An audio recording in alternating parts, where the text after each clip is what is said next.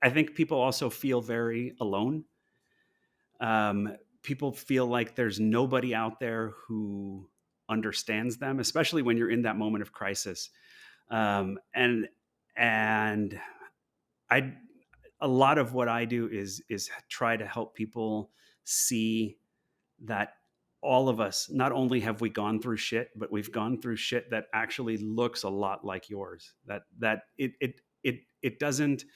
It doesn't mean that we feel the same, and it doesn't mean that I completely understand, but I can empathize with where you are, and I can tell you with certainty that there is a way out.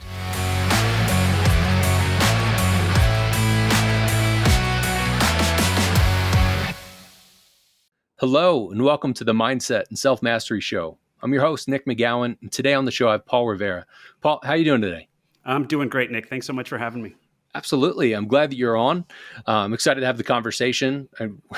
I feel like we were just talking about things, and at one point I was like, we just need to hit record. And I didn't say that to you, but I'm thinking like, we're just going to have a great conversation. I thought the same. This is great. So let's get this started then. Why don't you tell us, what do you do for a living, and what's one thing that most people don't know about you that's maybe a little odd or bizarre? Okay. So I am the vice president, co-founder of BeActChange. That's what I do for a living. We like to tell people that we're in the business of impacting lives, so we work primarily with individuals, with small businesses, with NGOs internationally, helping them find their mission, their vision, their purpose, how to align their actions to it, and how to remain resilient when life gets tough. So that's what we do. That's our passion, and I think it's the greatest thing I've done in my career. I think we'll talk more about my career as we move on a little bit, but that's what we're doing right now. As for something people don't know, so a lot of people who know me know that I was a lifeguard in a past life. I'm from Los Angeles originally. What people don't know is that I have almost 350 registered rescues. Whoa. And it's interesting because not everything that's a rescue, technically speaking, is Baywatch and go out and swim sharks out and coming all out of of that. nowhere. You know what I mean. I would say most of them are actually small kids that are on the shore who shouldn't have been there, and you just kind of yank them up and take them. But a good somewhere between a third and a half of them are actual things where you've gone out and had to pull somebody out, and that's pretty amazing in a lot of ways because I've always been someone who wanted to be useful. Being useful was really important to me, and being somebody who's good in a crisis, kind of a thing, and that was really good early training for me in that regard. And it's really different. You don't get to meet a lot of people who've had that kind of opportunity to say there are a bunch of people out in the world who are walking around now because of what I did, and it's a nice feeling. It's a good thing. Yeah, that's an awesome thing to say. I got to be honest with you. There's certain times where I'm a bit jealous of my dad and brother, who are both firefighters, where they have that sort of stuff. Like, they've told me different stories, almost just passing by, like, oh, by the way, somebody drove drunk into like the second story of a house. I had to pull them out before the car exploded. And like, do you want another piece of chicken? I'm like, what the fuck? Like, let's go back to that. Like, last night I did something totally different. That was with me and like some client or something. I didn't save anybody's life, or we didn't deliver any babies. And there are people that can't say that stuff at all. So I'm glad that you hold some pride with that. It's one of those things that's followed me through my life, though. You know what I mean? Because there's that part of it, and then there's similar to what you say. Like my dad's a mechanic, and my dad always came home every day from work like really satisfied in a lot of ways because he knew exactly what he accomplished that day. You know what I mean? Like, Yeah. things were broken and now they work because of what I did, and me in that past life, there were people who were in trouble and they needed help, and they're okay now because of what I did, and the thing is that my career has gone a totally different direction. I have a PhD in economics. I do all these other things, but the tangibility of the value of what you did is harder. You know what I mean? Yeah. Even in the coaching business, you know that you're working with people, you know you're changing their lives, but you don't see the immediacy of it. You know, Yeah. and it's tough. It's one of those things that I find it hard. Like I was actually a college professor for a long time, and you know, it was one of the things that I struggled with the most at that time was really feeling that I was doing something valuable. Like, what did I do today? You know, I talked to some people, I did some stuff, and did it really mean anything? I don't Yeah. know. You know, it's kind of, it's interesting. It's definitely a mindset that's been ingrained in me and throughout my life of wanting to feel that what I'm doing is really making a difference, you know? Big time. Well, I think everybody wants that, even if they don't really talk about it. And I Yeah. think if they're not talking about it, there's trauma. There's something that's blocking them from wanting to talk about it. You brought up the vision, the mission, and helping people with their purpose, and that just strikes all the chords with me. I mean, Yeah. that's what we're all about. And what you're talking about, even though it's different than being a lifeguard and being able to have that tangible, like I saved this child from being eaten by a shark, or like just falling face first into the sand and not being able to breathe or whatever. Like you physically did that, and you could check that off and be like, this is what I did today. There are things that are a little bit more intangible, as you're saying, but I think that they have much deeper roots to them if we really start to break them down and figure that out. And it's really not as different as what you were doing before. You've just done it in a different way. I think you're absolutely right. One of the things that my wife and I always talk about is that I've spent a lot of my adult life actually feeling like I was a frustrated doctor. Like I should have been a Mm, doctor. And I used to talk about it all the time that, man, I wish I'd gone to med school. And, you know, there were lots of reasons why I didn't, most of them my own fault. But as you look back, you know, if you talk to five to 10 different doctors, they'll all give you different reasons why they wanted to become a doctor. You know, some of them love the science of it. Some of them love the money. Some of them, you know, and for me, it was very much the same idea of I wanted to help people, you know, and I yeah. wanted to help people. And I've come to understand that the characteristics of what a doctor does are actually not that different from what I did as a lifeguard. And it's not that different from what I do now. You know, and it really brought me a lot of peace because it was something that I struggled with for so long, going, man, I took the wrong fucking path in my life. And only to realize, you know what, actually I didn't. I've helped tons of people. I'm still doing that work, and it's still that same kind of impact that I've always wanted to have, which is great. Yeah.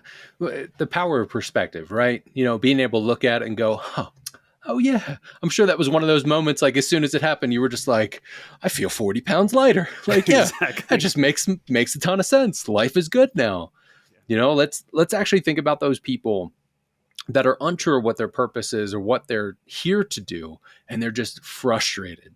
They have no idea what the hell is going on. I'm sure you probably have people that have at least an idea, like, hey, I want to do this and I want to kind of work from here, or I've been doing this thing for a while. Likewise with us at Choose Your Calling. We have people that are like, I think I want to do this thing. And then, but there's still people that are like, I don't know what the fuck I'm supposed to do or why the fuck I'm here, but I know that I'm not supposed to remove myself from the planet. And there's something inside of me. You went along that journey trying to figure out, like, what is it? And then being able to step back, you know, hindsight being 2020, you can look and see the thread, even if you're like, oh man, I got really frustrated a lot of those times because I had no idea that it was still the same thread.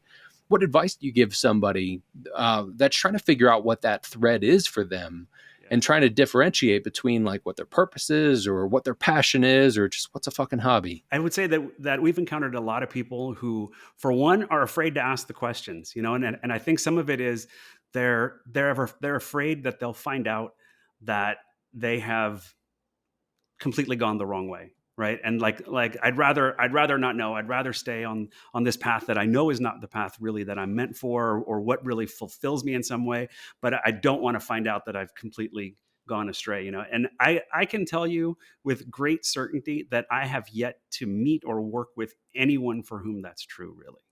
You know, people have I fundamentally believe that everyone has a purpose. Everyone has a reason why they're here, has something unique to contribute, and that try as you might, that is going to leak out in your life. You will find ways, maybe imperfect, maybe not the way that it should have happened, but it doesn't mean that it's not happening, So for one, I would encourage anyone who's out there going, really lost, I don't know what the fuck is going on, kind of a thing, to one, be gentle with yourself, because that part of you, it's part of you. It's not something you can erase. So it's finding its ways, and all we're trying to do is find the way to sort of unleash it, untap it, so that it can actually come to fruition and flourish.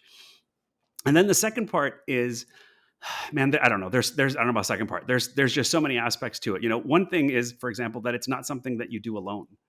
We talk a lot about, it's my individual purpose, but I function in society, and I function in a community, and you need to build that community of supporters.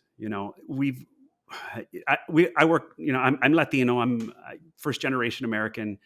And I come from a very traditional kind of background where this kind of conversation is not the conversations that we have.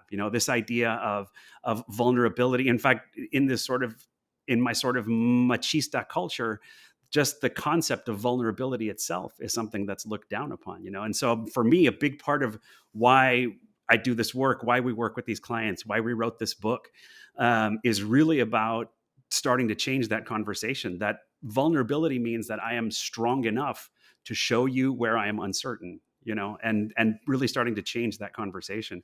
So part of finding yourself and finding the places where you can go and flourish is finding the people that are going to help you in that journey, the people that are going to support you. So, and it's not that you have to have a whole crowd of cheerleaders, but you gotta find the people that are going to support you, and then the champions that are going to be there with you, the ones that are going to, I was just telling somebody the other day, there are people who are happy for you when you win.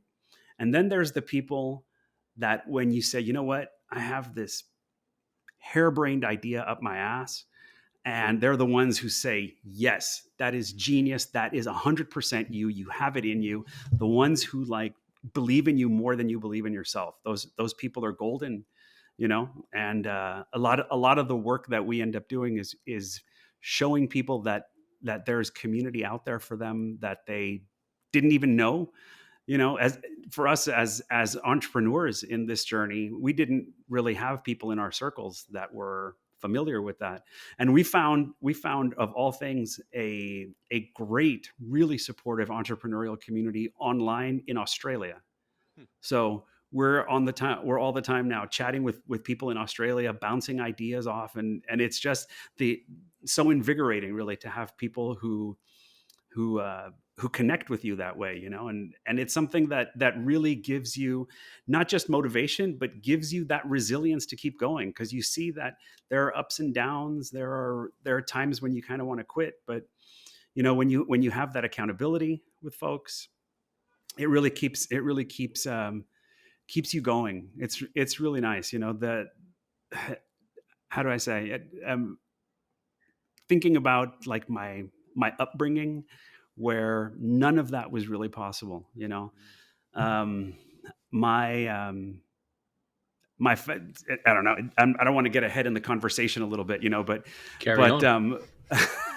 One of the things that has been really impactful in my life in a really strange kind of way, has been the separation of my parents, which sounds super cliche, except for the fact that it happened just a few years ago.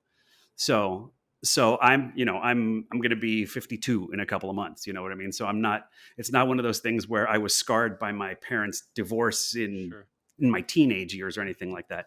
And it's not that it's scarring, really. It's one of those things that my sister and I talk about, how it's something that probably should have happened in the mid 80s, so it's something that's been a long time coming. But once it finally happened, there was so much information that came out, things that we didn't know before, conversations that we were kind of forced to have. And we realized that our whole upbringing, my sister and I realized that our whole upbringing was based on the importance of maintaining a facade. That the most important thing was the illusion of happiness. Forget happiness. The illusion of happiness is what was most important. And so as we go back and we're sort of reanalyzing everything in our childhoods, we talk a lot about, my sister and I talk a lot about how we never felt comfortable confiding in our parents necessarily when we had struggles. And it all makes sense now, right? Because everything was about, you have to cover up that struggle. You don't talk about that, which means then it translates to a lack of authenticity. Mm-hmm. That what's accepted and what's normal is this lack of authenticity. And I really liked when I sort of found your show, that it's called the Self Mastery Show, because I focus now so much on this concept of authenticity, right? Because this has been my quest since then. Like once you realize that so much of your foundation as a person, as a child, was based on this idea of being inauthentic, I kind of have no choice but to go the other way, right? I have to go deep on this now. And so this idea of authenticity fascinates me, and I love it because the root of the word authenticity or authentic is an ancient Greek word which means master of oneself. So the person who is most authentic is the one who has mastered themselves, has really delved into the knowledge of them and who they are and what their purpose is and how they're going to live their life. And they understand that the true authenticity comes from having your actions reflect what you feel inside. And so that's been a huge quest for me. It's been something that's so different from my upbringing.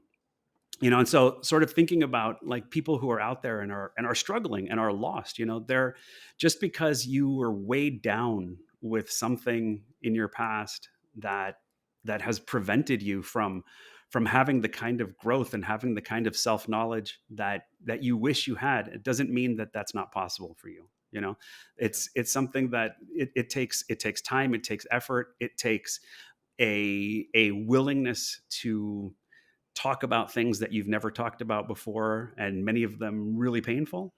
But I can tell you that it's completely worth the journey, because there's the peace that comes with that afterwards. The peace that you are acting, then you are behaving, and you are as your true self, and moving towards the thing that really fulfills you. There's nothing like that. Yeah. You'd mentioned earlier about how some people, and I'm sure a lot of people won't just outright say this, but they're afraid to ask those questions, because what if what I'm doing, that I've been doing in my career for 20 years, 30 years, whatever it's been, that it's all wrong. And I'm afraid to ask these questions. But as you talked about earlier, once you start asking those questions, you might end up in an entrepreneurial community in Australia. But you had to go through all those things to get there. Likewise with our own journeys. Now, authenticity in some ways is sort of a buzzy word, like people like to be real authentic, but it's similar, I think, in the sense of like people really want to be able to be them, but a lot of times they're not really sure of who the fuck them is. They don't know who they or what they mean or what they want or how to do things, because there are things that are really historical trauma, like your parents, the facade of that. And a lot of people grew up with that.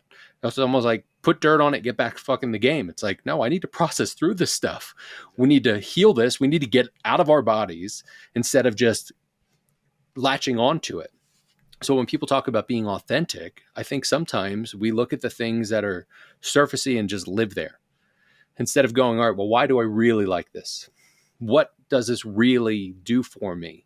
And tying our purpose into it. I'm really glad that you brought up that your purpose isn't just a solo mission, because even if it feels like it's all about you, it's got to be about contribution. I don't see how it can't, to put it simple enough. Like, it has to have contribution in it. But we also need to look in ourselves to understand, well, I see this as an authentically me thing, but is it? Is it selfish? Is it part of your purpose? Is there contribution in it? And how do you go with that? So I'd like to go a little further with this when we talk about authenticity, of how a lot of people kind of just stop at the surface level. And now I think you and I have probably done, I don't know, miles upon miles of deeper work when it comes to that, if not like Mariana's Trench sort of work, but trying to figure out like, how do we actually undo all the nonsense, find out who we are, and fucking break ourselves as we go through it. We joked a little bit about sitting in like the deep end of things and like being in the dark and working through that stuff. Um, let's talk about authenticity, because are Yeah. you in alignment with me on that, or are you Yeah, for totally sure. opposite? Yeah, Because yeah. either way, it'll lead to a good episode. No, I think we're very much on the same page on that. Yeah. So when we think about authenticity, and for the people that are listening to the episode, that they're like, yeah, I want to be authentically me. I think there's a purpose in what you're doing with whatever your hobbies are. And sometimes it's okay to be able to look at those things that are outside of that. Like I've brought up on the show before that I got a divorce almost 2.5 years ago. And after that, I'd ask myself the questions: what were some of the things that I pushed to the side that I thought weren't right to be in a marriage, or I needed to be an adult about things, or whatever? Some of that, or one of the things was sports cards, getting back to sports cards and memorabilia. And as I unpacked that even more, I understood that it wasn't as much about the cards themselves as it's the pieces of art, it's the treasures that you find, and it's also the meditation that I go through when I go through and organize or sort and all that sort of stuff. And it just opens up so much. And I think that's where some people will get to that authenticity. They're like, I like this thing. Here's where I stay.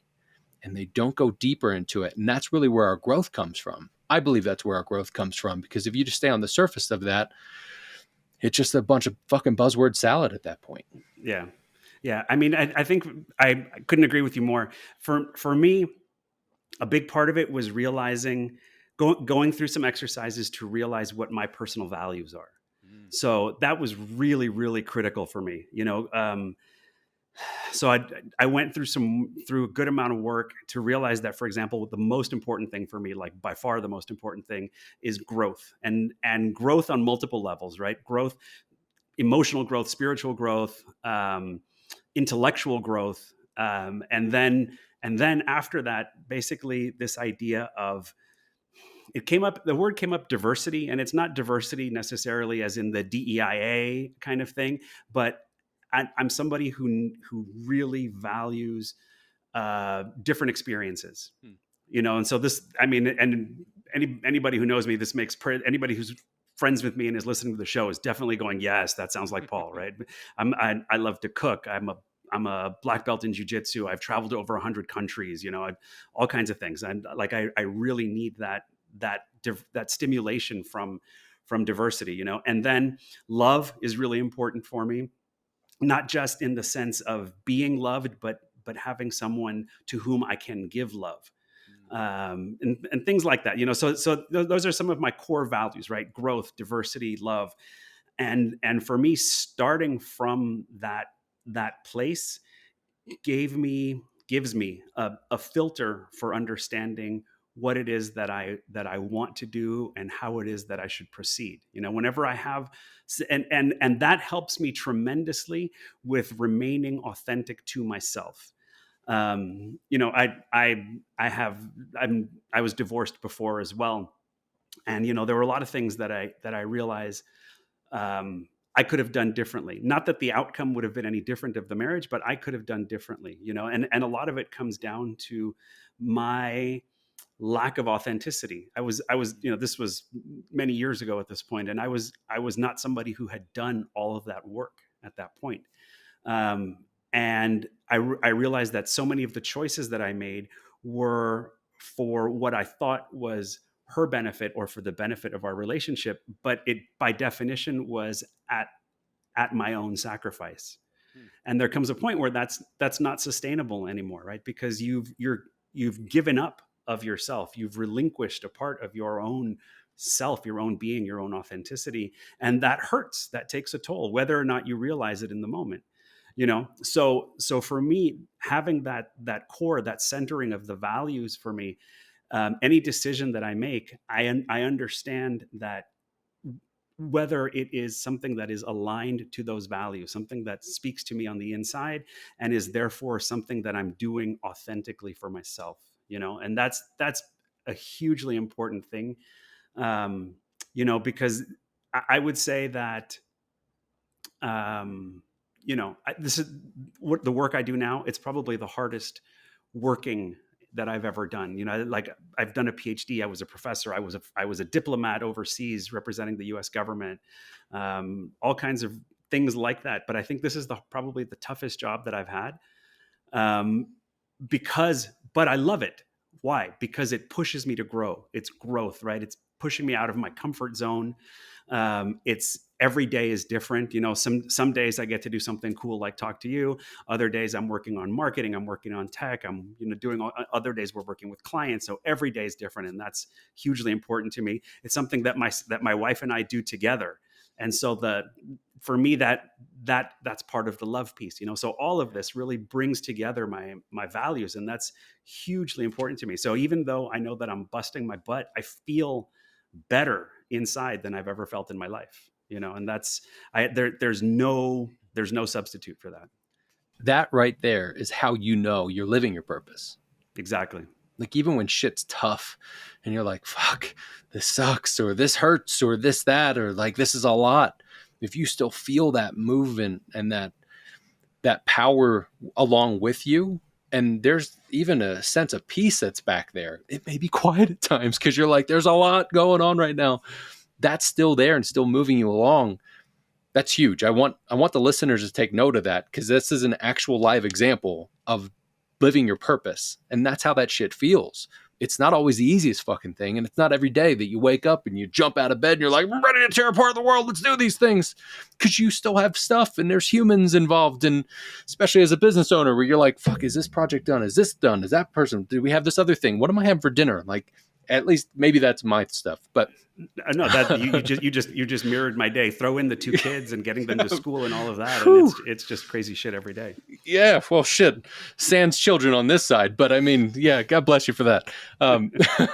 But that's a great way to look at things with the values that you have. I think of principles, values, almost the exact same, and it's what we look at. It's like the lenses that we get to look at these things through. But if you don't know what those are, you don't know what to look through. And I had a client maybe 2 years ago at this point, a coaching client that got really frustrated with me, which that's when you're doing good work. When they're like, fuck you. God damn it, you're right. No. And like, I haven't said anything, you know what I mean? I'm like, I posed one question and they went off, but they were like, I don't know what my fucking values are. And every time I think about it, I just think it's bullshit. It's like, good. Now we can talk about that. Let's figure out what the values are and what the principles are. And being able to work with that client specifically on that, like, I think they got 2 of their main values, and like that 40 pounds kind of lifted off them. They're like, oh, well, shit. This is why these other things have made me feel these different ways. This is why I was triggered in these different ways by my coworker or whatever. So being able to understand what those values are can be huge. But I do want to call out that I think some people are just like, fucking buzzwords. Values and principles and all that shit. So what would you suggest that somebody starts with if they're either in that mindset or they're like, look, I've tried with values and principles, but I still have these other things. Now, it might be trauma, it might be codependency, there might be a slew of things that are subconsciously eating at them. But if they can pinpoint at least a couple of values, what are some of the core ones that you've seen with clients that you work with that we as humans can all kind of latch onto? I completely agree with you on the idea that a lot of people see these things as very buzzwordy, and as you work with clients, they tend to give you buzzwordy things. So for example, I will tell you that I think that the most common one that I have heard is family. People tell me family a lot. And it's not that I think that they're lying to me or anything like that, but I do think that family is too big. So whenever somebody says that, it leads to much deeper questioning about, what is it about family? Is it it comfort? Is it support? Is it love? Is it actually something else, right? So there's a lot of that for the people who are doubters, that maybe not naysayers, but at least doubters, I I go backwards, and I go sort of positive, and I think about what are the things that you'd love to do. You've mentioned like hobbies and passions a couple of times. I go to that a little bit because sometimes that it's a different entryway to it. And I'll give you my example. I love to play the guitar. I sound like absolute shit on the guitar. I first picked up a guitar when I was about 10 years old, so it's been decades, and I sound like garbage. Okay. However, I love it. I love doing it. And so if I said that I love playing the guitar, people would understand that, but that's not really what I mean, right? It's not that I'm making beautiful art on this guitar. What I am doing is it's very much an exercise in mindfulness for me, because it forces me, when I'm doing that, I can't think about anything else. I can't do anything else. I have to concentrate on this, and it takes all of my mental energy, and that for me is something amazing, because I'm someone for whom at any moment in time I've got 1,000 thoughts racing through my mind, and for me, being able to come down and focus on that one thing is beautiful, right? And so it's not that I love playing the guitar. I love the peace. I love the mindfulness. I love the calm that it gives me. And so I think that I like to talk to people the same way about the values idea. It's not that you want family necessarily. You want the comfort, you want the peace, you want the support, you want the love, right? And so taking people through that, not so much just about the thing or the activity or the word, but the deeper feeling that goes behind that. For me, my experience has been that takes away a good amount of that oh, this is just a catchphrase that I'm using, and because I'm connecting it to something that's much more meaningful to me. Yeah. It makes sense why people do it too, Like, think about it. If somebody's like, I don't know what to say, but I've heard these words so many times on Instagram. So here are these fucking words. Like, stop looking at me. um, but that's a prime example of taking something from the surface and going, okay, well, what is it? What is it that I like about this? Like, I appreciate, I'm a musician. I do play guitar. I like to think that I do make beautiful music and art from it. So your honesty and vulnerability of like, I love this, but I'm not good. I think if you looked at that and you thought like, I have to play this thing and it has to sound good and that's that, then you wouldn't go any further. You would live at that surface instead of going deeper with it and saying, this is for me. And this is something that helps me. Like when you think about doing things that maybe aren't directly affected to your, or attached to your purpose or what you are all about and like your meaning in life, sometimes you need to do things that are outside of that helps you just rest a little bit to then be able to do even more or something slightly different. And maybe I'm not saying this the right way, but the thing that keeps coming to mind is like doing the dishes. Some people, they love doing the dishes because it's something they get to just stay right there, do those things, and then process through the other stuff that's going on. Or play guitar and go, what do I really like about this? Well, I love these things about it. And it gives me some energy to go back into something else. And it's, again, going those deeper layers and deeper levels. Do you have questions that you pose to clients that are not like a catch-all, but something for people to be able to start to spur into that for them? A little bit, the thing is that everyone is so different.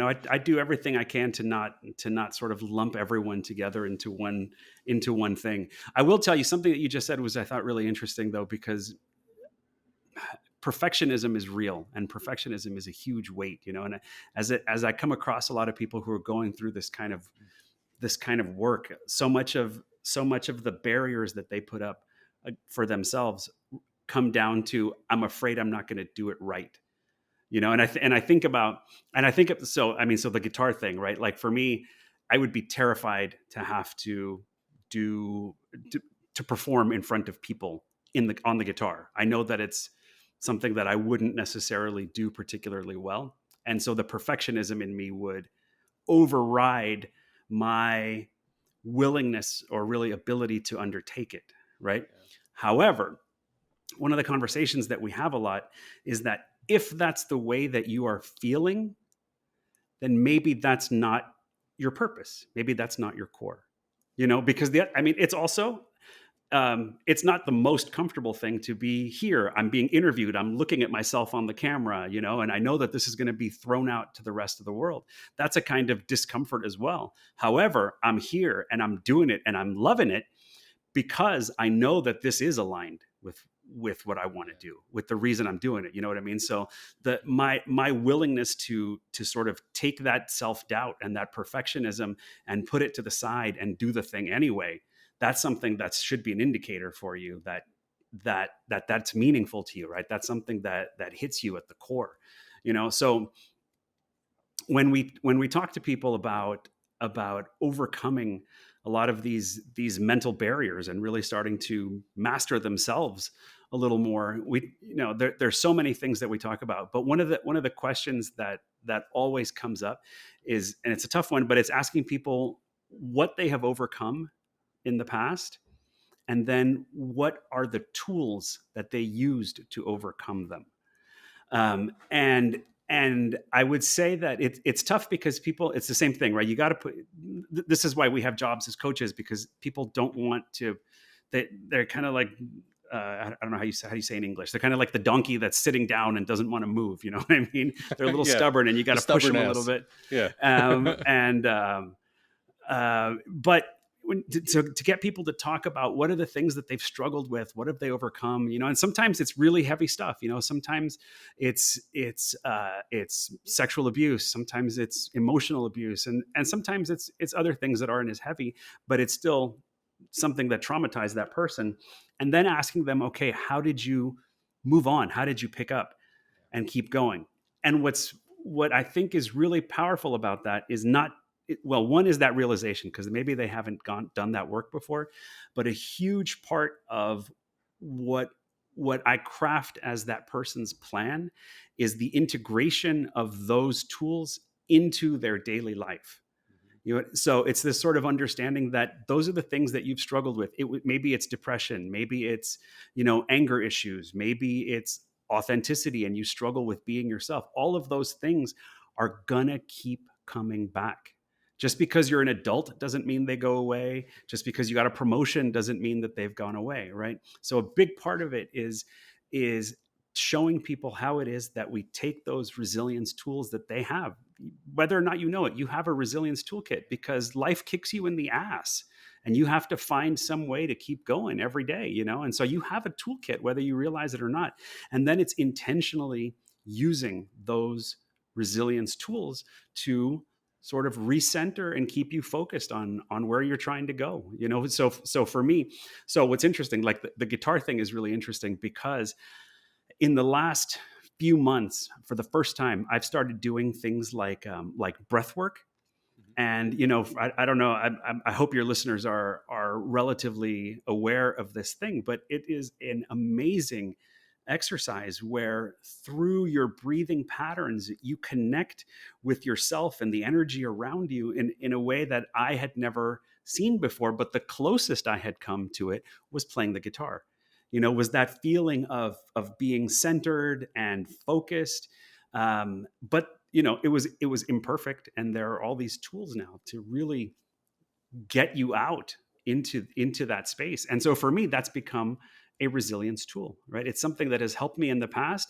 I've integrated it, and in fact, I've found a better tool. It's not just playing the guitar; it's actually doing this more formal breath work that has been strangely transformational for me. So it's a lot of that. Yeah. Who would have thought breathing properly? Right? It's so obvious. Yeah, but it's not.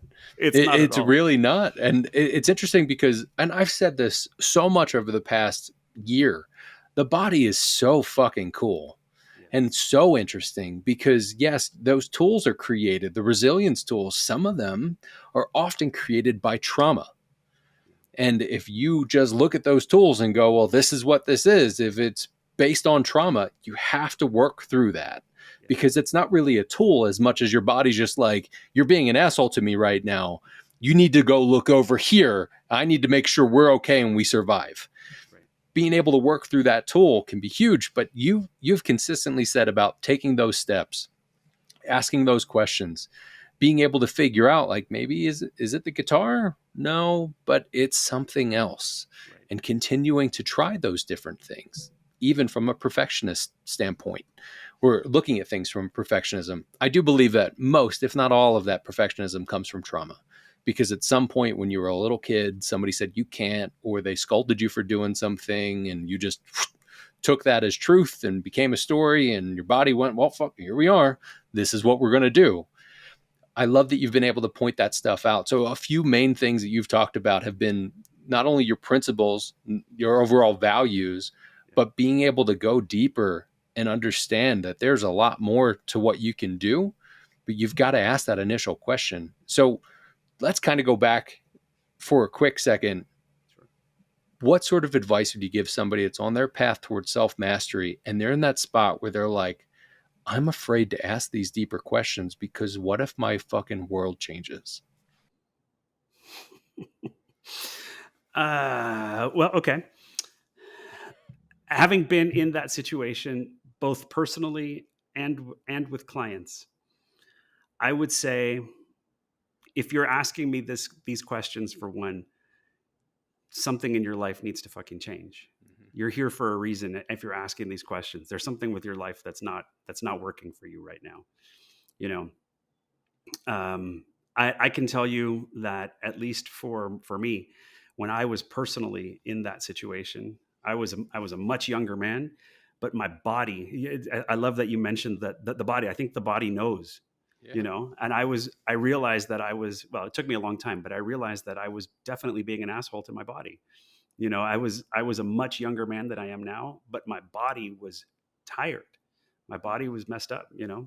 And I know for a fact that changing my own mindset and my own direction has been not just transformational for me, but I would literally say something life-saving for me. So when I have a client that says to me, I'm afraid that my life is going to go another way, my first answer is, well, maybe that's not a bad thing. So let's talk more about that. Yeah. But you know I think people also feel very alone. People feel like there's nobody out there who understands them, especially when you're in that moment of crisis. And I a lot of what I do is try to help people see that all of us, not only have we gone through shit, but we've gone through shit that actually looks a lot like yours. That it doesn't mean that we feel the same, and it doesn't mean that I completely understand, but I can empathize with where you are, and I can tell you with certainty that there is a way out. It's possible that way out, that destination out there, looks very different from where you are right now. But you know, you end up having a lot of existential type conversations with folks. It's that you have one life and it's yours. And one thing that is really, I think, really important, especially as I talk to a lot of like Latino immigrant type folks, you have one life, it's yours, and you don't fucking owe it to anybody else. you know and so much of it comes down to, later on, as things develop, setting limits and boundaries on the folks who are trying to impose on you and impinge on your own progress. But it's something that you have to see, that your life is yours. Yes, I'm thankful to the people who gave me life, but they gave it to me. It's mine. And so it's mine to choose the direction that I take and the path that I take and how I go about it. It doesn't mean that I'm ungrateful. And in fact, as I've said, the community piece is really, really important to me. But you have to undertake it in your own way. Otherwise, you're just counting the days. you know. So one of the biggest exercises that we like to do with folks is actually we start out with a legacy exercise. So having folks think about, you walked out on the street today, you got hit by a bus and you died, and you get to see what's happening at your funeral, and you get to hear everything that's being said. And your haters are probably not going to be there unless you're like a mafia guy, right? But your haters are probably not going to be there, so they're going to be painting you in the best light possible. And the question is, what are they going to say, and are you happy with that? Mm. you know um, you know I think about it. There was a time in my life where they would have said, he was really smart, and he was a good professor, and he was a good dad, and all of these things. And none of those things are bad, but the question is, how does that sit with you? Is that how you want to be remembered? you know and so think about, so then great, let's do the mental exercise of, okay, many years from now, when I am remembered, how do I want to be remembered? And I realize I want to be remembered as someone who helped people, somebody who helped people change their lives, somebody who helped people turn it around, see their purpose, somebody who brought communities together. That's what I want to be said at my funeral. And so, there's a gap, there's an A to B there. Mm. And if you're in this situation where you're not sure what to do, you're afraid to go for it, think about that. If you died today, what would they say, and how would you feel about that? It's your life, it's your opportunity to turn things around, and to make that move, and that it's never too late. We've worked with clients in their 70s who say, you have transformed my life. You've sort of given me back this idea of purpose. You give me a reason to wake up in the morning, and peace and joy that they never had. So it's never too late to find that in your life. What a great way to put that. And I'm glad that you ended it with that, because people in their 20s, teens, think, oh, well, I'm never going to amount to anything. This is all over. And there are people in their 70s, 80s, and 90s that are making changes. And it's on us to be able to do that. I think one of the most powerful yet difficult fucking things to really sit with is that no one's going to come help you. You've got to start doing things. You can get help along the way. And there's a lot of help that's out there. Shit, 2 of them are right here. Hey, but there's a lot. But you have to start making those steps and those choices. It's just like you and I both know you can't help somebody who does not want to be helped. You just can't. I've turned people down where I'm like, you don't want to pay me money because you're not going to do the work. Like, I would love to be able to help, but you've got to want it. You've got to be able to be there to do that. And it's on that person to be able to do it, but no matter what age. So, man, I appreciate you getting into all the stuff you've gotten into. I appreciate you being on today. And before I let you go, where can people find you and where can they connect with you? Sure. We've got a website, BeActChange.com. You can find us also on Instagram. We are B.act.change on Instagram. You can connect with me on LinkedIn. I am Dr. Paul Rivera on LinkedIn. We have our book that's out. It's called Creating Your Limitless Life. So it's so much of what we've talked about, but this idea that, once you find your purpose, you align your actions to it, and you create those resilience tools, that feeling is one of limitlessness, of being able to conquer the world, to have that fulfillment that you've always sought out. And so it's called Creating Your Limitless Life. It's available on Amazon, on Barnes and Noble, your favorite booksellers. We have, worth mentioning, we come, I mentioned earlier, I'm Latino. We come from this immigrant experience, and books were always sort of a savior for us when we couldn't afford coaches and things like that. And so on Amazon, we've purposely priced the Kindle and the accompanying workbook, which is also there, at 99 cents. So, and that's not a promotional price, that's the price for the Kindle. So we want that never to be a barrier for anyone who actually wants to seek help. And it's not one of those books that, you need to then sign up with us to get the full package. That is our full package. It's our full thing. And I encourage people to go out and take a look. I love that. I appreciate that you do that. Accessibility is a huge thing, especially for the people that need it and they want it and they want to be able to do it. We shouldn't set things at some crazy high bar, especially with coaches and the nonsense of like everything should be 10 grand or more. Like it Exactly. doesn't fucking have to be, especially to Exactly. help the fucking people. Yeah. Paul, this has been awesome, man. I appreciate you being on. Thank you so much for your time. Tremendous. Thank you so much.